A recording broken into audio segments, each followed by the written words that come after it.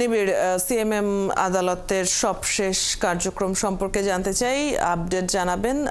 মতিউর এবং তার স্ত্রীকে কোন মামলায় গ্রেপ্তার দেখানো হয়েছে এ বিষয়ে সুনির্দিষ্টভাবে কিছু জানা গেল কিনা?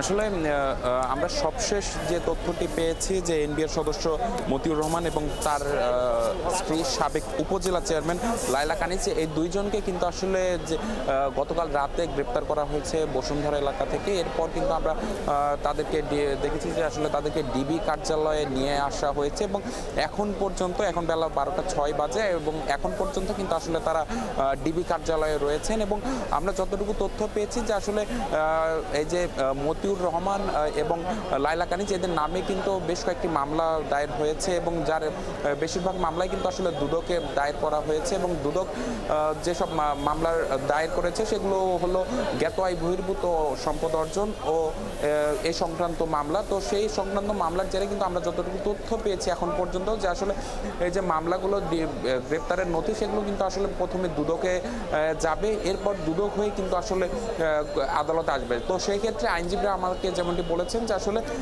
সেক্ষেত্রে এই দুইজনকে আদালতে আনতে কিন্তু দেখা যাবে যে আসলে দুপুর পার হয়ে যাবে, অর্থাৎ বিকেলের দিকে হয়তো বা তাদেরকে আদালতে নিয়ে আসা হতে পারে এবং তাদের যে শুনানি তখন সেই শুনানি অনুষ্ঠিত হবে। এবং জানিয়ে রাখি যে কিছুক্ষণ আগে কিন্তু আসলে ডেস্টিনির একটি মামলার কিন্তু রায় ঘোষণা করা হয়েছে।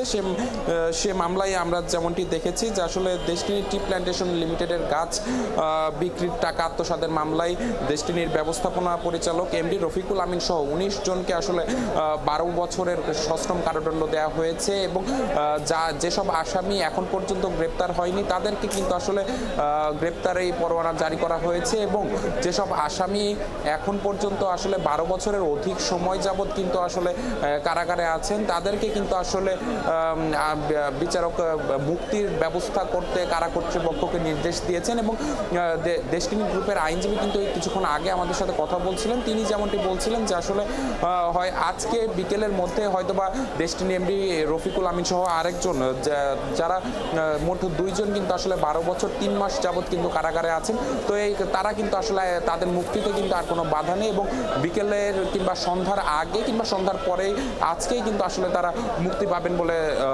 জানিয়েছেন। তো সবকিছু মিলিয়ে এই ছিল আমার কাছে থাকা সবশেষ খবর।